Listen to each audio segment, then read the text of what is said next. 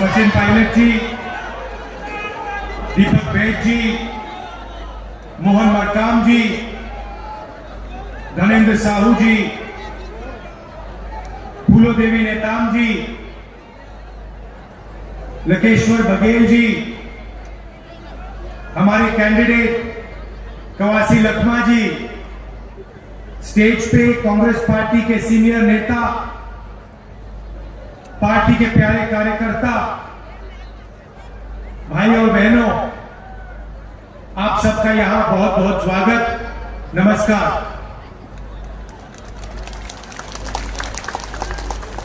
दंतेश्वर माया की जय, माता की जय, गंगा देवी माता की जय।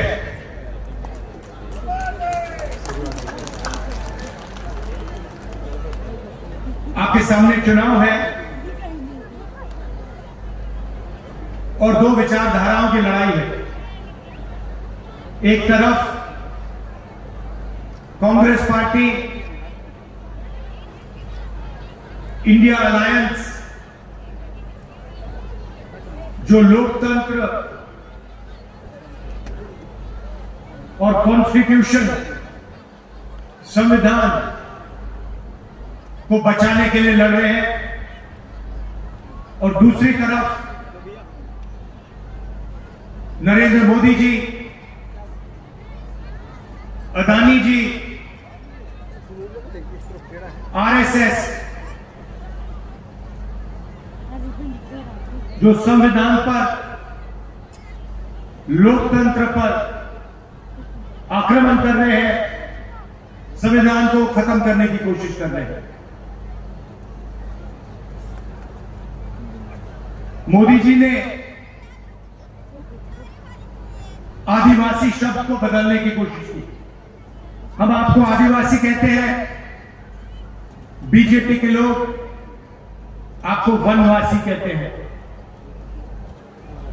वनवासी में और आदिवासी में जमीन आसमान का फर्क है। आदिवासी का मतलब वो वर्ग जो इस जमीन का,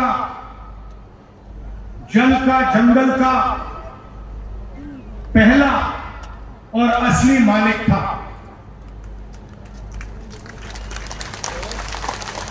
मतलब जब हिंदुस्तान में कोई और नहीं था तो आदिवासी यहां रहते थे। जंगल उनका, जमीन उनकी, जल उनका, यह है आदिवासी शब्द का मतलब। और जो लोग आपको आदिवासी कहते हैं वो इस बात को मानते हैं कि हिंदुस्तान के जल, जंगल और जमीन पर आपका हक बनता है और पहला आपका हक बनता है। जो आदिवासी कहते हैं वो आपके धर्म, आपकी भाषाओं, आपके जीने का तरीका, आपके इतिहास का आदर करते हैं, उसकी रक्षा करते हैं। दूसरी तरफ जो आपको वनवासी कहते हैं वो आपको हिंदुस्तान के हकदार नहीं मानते। उनका कहना है कि आप जंगल के निवासी हो, जहां जंगल है वहां आप हो, आपको जंगल में रहना चाहिए, आपको अधिकार नहीं मिलने चाहिए, आपको जमीन, जल, जंगल पर अधिकार नहीं होना चाहिए। वनवासी शब्द का मतलब अधिकार नहीं मिले, भागीदारी ना हो, ये लड़ाई है। आप देखिए, हम आपके लिए पैसा कानून लाए, ट्राइबल बिल लाए, मनरेगा लाए, जमीन अधिग्रहण बिल लाए। आपका जो हक है, आपकी जो जमीन है, वो अब आपको वापस देते हैं। और बीजेपी के लोग, आरएसएस के लोग आपके धर्म पर, आपकी विचारधारा पर, आपकी भाषाओं पर, आपके इतिहास पर आक्रमण करते हैं। और देखिए, हिंदुस्तान में जंगल कम होता जा रहा है। कौन कम कर रहा है? बीजेपी के लोग अदानी जी जैसे अरबपतियों को जंगल की जमीन पकड़ा रहे हैं। एक ऐसा दिन आएगा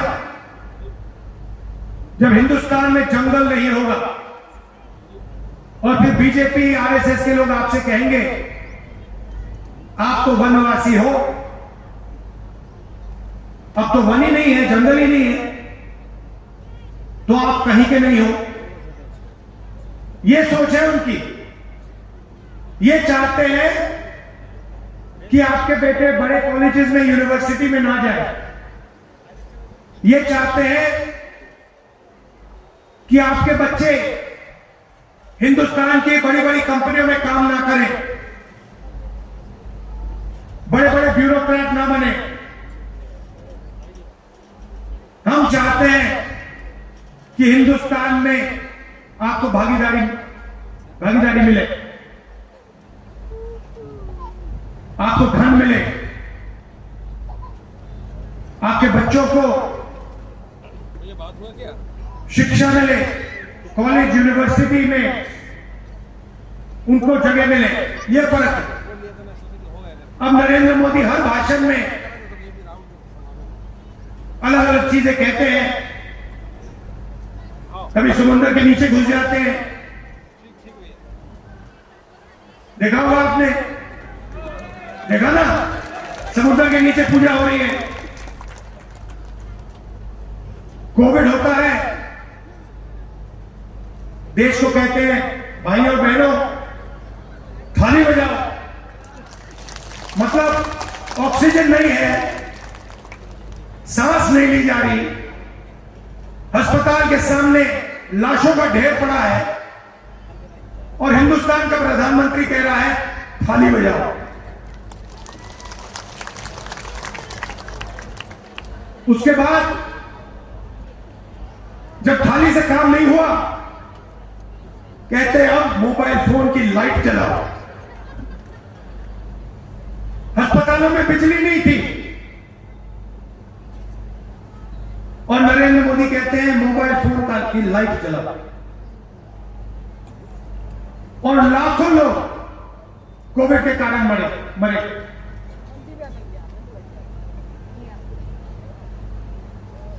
हर प्रदेश से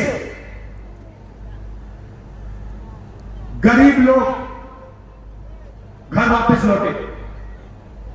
दिल्ली से, पंजाब से, महाराष्ट्र से लोग छत्तीसगढ़ वापस आए। दिल्ली की सरकार ने कोई मदद नहीं की, किसकी मदद नहीं, किसी की भी मदद नहीं की। पूरा का पूरा फायदा 2-3 अरबपतियों को दे देते हैं। अदानी, अंबानी, ये 5-6 लोग हैं। आप हैरान हो जाओगे, हिंदुस्तान में 22 लोग हैं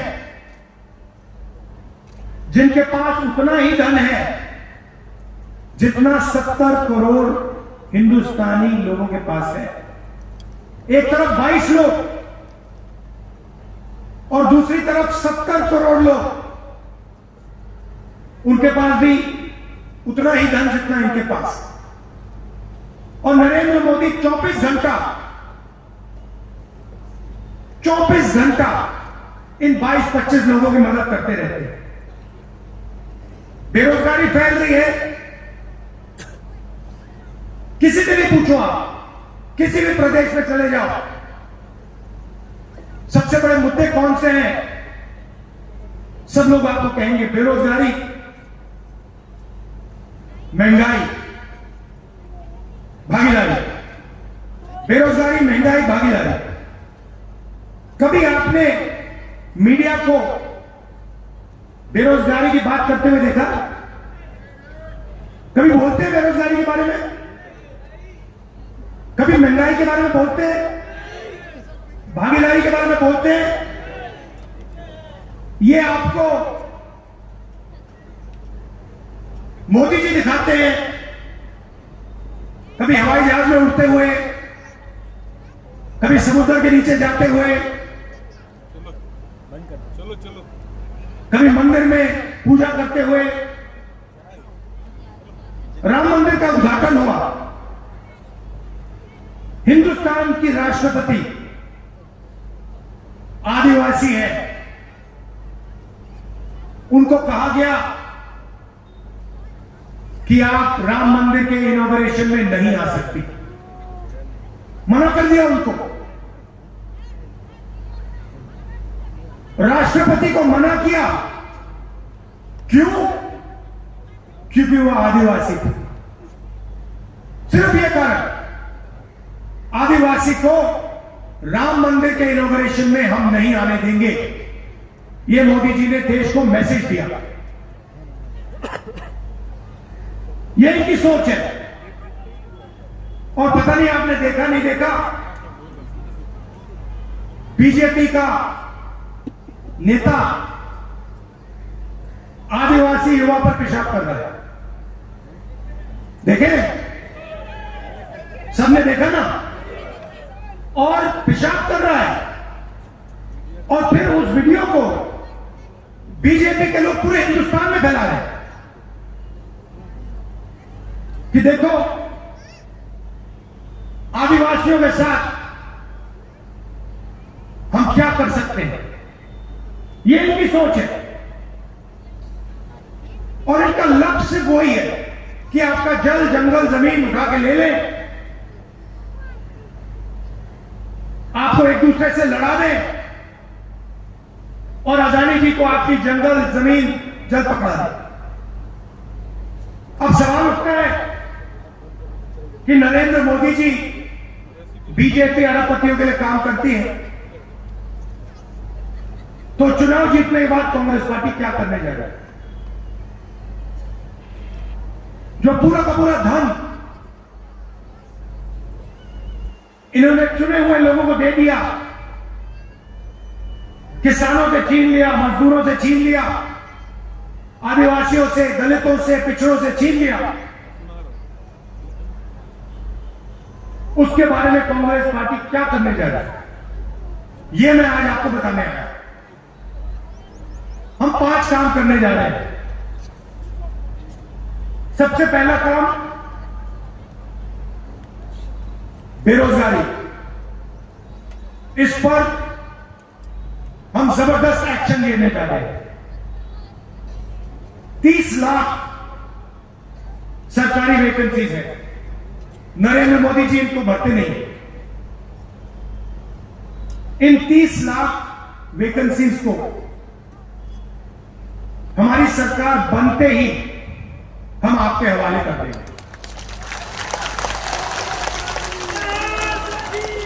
दूसरी बात, जो अमीर घर के बच्चे होते हैं, वो काम करने से पहले 1 साल की अप्रेंटिसशिप करते हैं। अप्रेंटिसशिप मतलब 1 साल की उनकी ट्रेनिंग होती है। ट्रेनिंग के लिए उनको पैसा मिलता है। प्राइवेट कंपनी में, सरकारी ऑफिसेज में उनको ये ट्रेनिंग मिलती है। इसको अप्रेंटिसशिप कहा जाता है।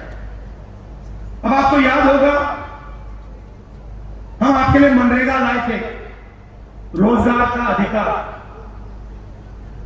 जिसके माध्यम से करोड़ों लोगों को फायदा हुआ। अब हम अप्रेंटिसशिप का अधिकार लाने जा रहे हैं।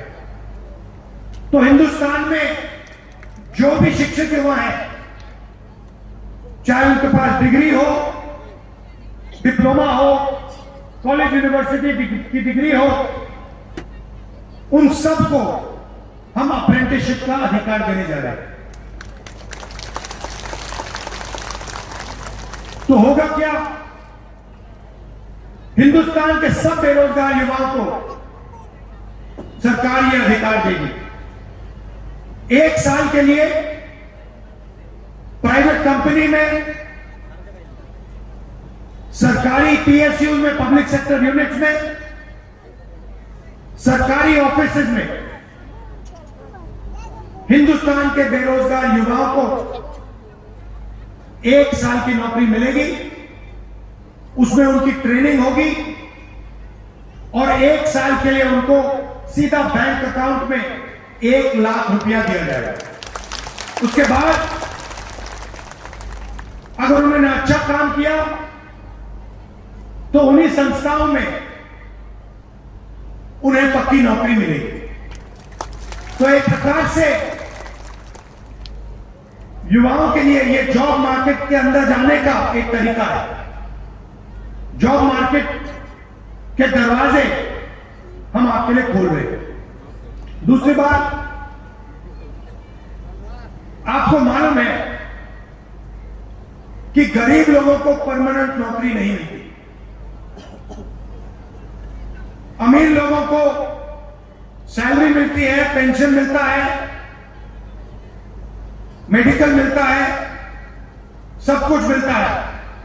मगर गरीब लोग जब काम करते हैं, या वो मनरेगा में काम करते हैं या फिर ठेकेदारी प्रथा में काम करते हैं, कॉन्ट्रैक्ट पर काम करते हैं, कॉन्ट्रैक्ट लेबर का काम होता है, कभी भी उनको नौकरी से निकाल दिया जा सकता है, 1 दिन में उनको निकाला जा सकता है।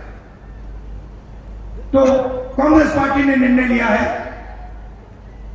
कि सरकारी ऑफिसेज में, सरकारी कंपनियों में, पब्लिक सेक्टर में हम ठेकेदारी प्रथा को बंद कर रहे हैं, खत्म कर रहे हैं, रद्द कर रहे हैं। और जब आपको नौकरी मिलेगी, चाहे वो पब्लिक सेक्टर हो, सरकारी ऑफिस हो, आपको परमानेंट नौकरी मिलेगी। आपको ठेकेदारों से नौकरी नहीं मिलने वाली।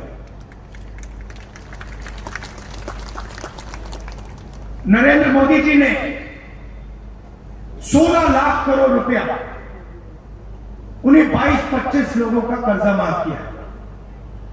अब आप कहोगे भाई 16 लाख करोड़ रुपया कितना होता है, इतना बड़ा नंबर है। मैं आपको बताता हूं,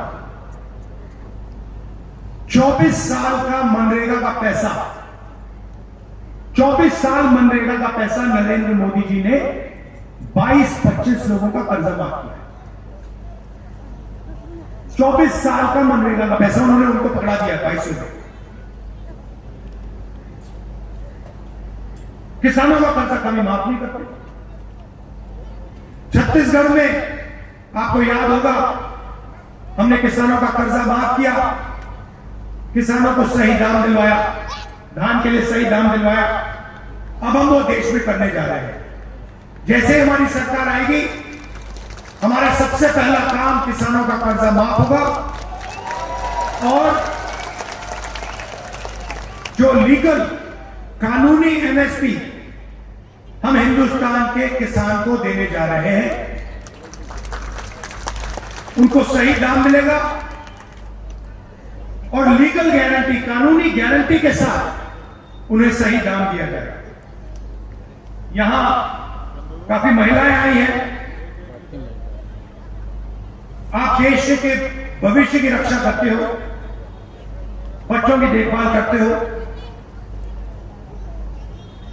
हम आपकी जिंदगी बदलना चाहते हैं, हम आपकी मदद करना चाहते हैं। अब नरेंद्र मोदी ने अरबपतियों को पैसा दिया, तो मैंने सोचा अगर नरेंद्र मोदी अरबपतियों को पैसा दे सकता है तो कांग्रेस पार्टी गरीबों को पैसा दे सकती है। जितने पैसे उन्होंने उनको दिए, उतने पैसे हम आपको दे सकते हैं। तो हम एक नई योजना लाए, चुनाव जीतने के एकदम बाद ये शुरू हो जाएगी। इसको हमने महालक्ष्मी योजना नाम दिया। सबसे पहले हिंदुस्तान के सब गरीब परिवारों की हम लिस्ट निकालेंगे। जो भी गरीबी रेखा से नीचे हैं उन सब की हम लिस्ट बनाएंगे और हर परिवार में हम एक महिला को चुनेंगे। तो करोड़ों महिलाएं चुनी जाएंगी और उसके बाद हर महीने उस महिला के बैंक अकाउंट में 8,500 रुपए हमारी सरकार डालेगी और एक साल में इन सब महिलाओं को 1 लाख रुपए बैंक अकाउंट में हम दे देंगे। मतलब एक झटके से हिंदुस्तान से हम गरीबी को मिटा देंगे और करोड़ों लोगों को इस योजना का फायदा होगा। हर महीने सोचिए, कोई मजदूरी कर रहे हैं, हर महीने उनके बैंक अकाउंट में परिवार के लिए 8,500 रुपए आएंगे, बैंक अकाउंट में आएंगे। एक साल में 1 लाख रुपए और ये उस दिन तक चलेगा जब तक वो गरीब है। जब तक वो गरीबी रेखा से नीचे है तब तक हर महीने खटाखट 8,500 रुपए के बैंक अकाउंट में डालते जाएगा। महिलाओं को 50% आरक्षण सरकारी नौकरियों में और जो हमारी आंगनवाड़ी और आशा काम करती है उनके हम वेज को दुगना करने जा रहे हैं। आज उनको जितना मिलता है चुनाव के बाद उनको डबल मिलना शुरू हो जाएगा।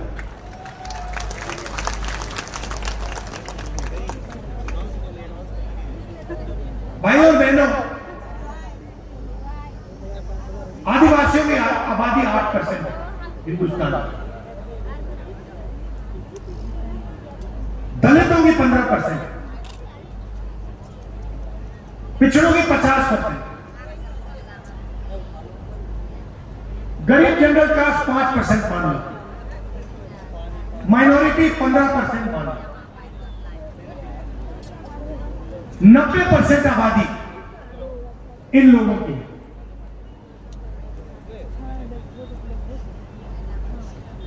मगर अगर आप सरकार को देखें,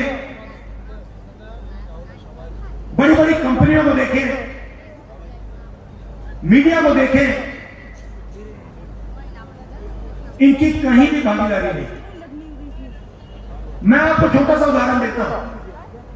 सारे के सारे आंकड़े मैंने निकाले हैं। आप मीडिया देखते हो, ये एंकर्स हैं, पत्रकार हैं, इनके मालिक हैं। कभी आपने टीवी पे आदिवासी एंकर देखा? कभी देखा आपने? इनकी लिस्ट मैंने निकाली, इनके मालिकों की लिस्ट निकाली। हिंदुस्तान की सबसे बड़ी मीडिया की कंपनी, मालिकों की लिस्ट में आपको एक पिछड़ा नहीं मिलेगा, एक दलित नहीं मिलेगा, एक आदिवासी नहीं मिलेगा, एक गरीब जनरल कास्ट का नहीं मिलेगा, एक माइनॉरिटी नहीं मिलेगा। वही 3-4% लोग मीडिया को चलाते हैं, वही लोग बड़ी बड़ी कंपनियों को चलाते हैं, वही लोग प्राइवेट अस्पताल चलाते हैं, वही लोग प्राइवेट कॉलेज और यूनिवर्सिटी चलाते हैं, वही लोग फर्टिलाइजर की कंपनी चलाते हैं। दूसरा उदाहरण, हिंदुस्तान की सरकार को 90% चलाते हैं। हमारा बजट बनता है, जब बांटा जाता है, ये 90 लोग निर्णय लेते हैं। डिफेंस में कितना जाएगा, आदिवासियों को कितना मिलेगा, पिछड़ों को कितना मिलेगा, दलितों को कितना मिलेगा, सड़कों में कितना जाएगा, स्वास्थ्य में, शिक्षा में कितना जाएगा। 90 लोग निर्णय लेते हैं। तो मैंने पता लगाया, 90 में से आदिवासी कितने, दलित कितने, पिछड़े वर्ग के कितने, आप हैरान हो जाते। नरेंद्र मोदी जी कहते हैं हम आदिवासियों को भागीदारी देते हैं, पिछड़ों की सरकार चलाते हैं। 90 में से एक अफसर, सिर्फ एक अफसर आदिवासी वर्ग। अगर हिंदुस्तान के बजट में 100 रुपए खर्च होते हैं तो आदिवासी अफसर 10 पैसे का निर्णय लेता है। आपकी आबादी 8%, भागीदारी 100 रुपए में से 10 पैसे। दलित 15%, 100 रुपए में से उनके अफसर 1 रुपए का निर्णय लेते हैं। आबादी 15%, 100 रुपए में से 1 रुपया उनका। पिछड़े वर्ग 50% है हिंदुस्तान में, कम से कम, शायद ज्यादा भी हो सकते। उनकी भागीदारी 100 रुपए में से 5 रुपए। तो अगर आप हिंदुस्तान की 90% की आबादी को छोड़ दो, उनके पास 100 रुपए में से 6 रुपए 10 पैसे की भागीदारी। 90% लोगों के पास 100 रुपए में से 6 रुपए 10 पैसे का निर्णय लेने का अधिकार है। यह है हालत हिंदुस्तान।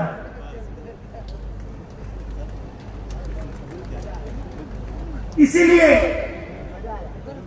पूरा धन 2-3% लोगों के हाथ में जा रहा है। अब आप कहोगे ठीक है,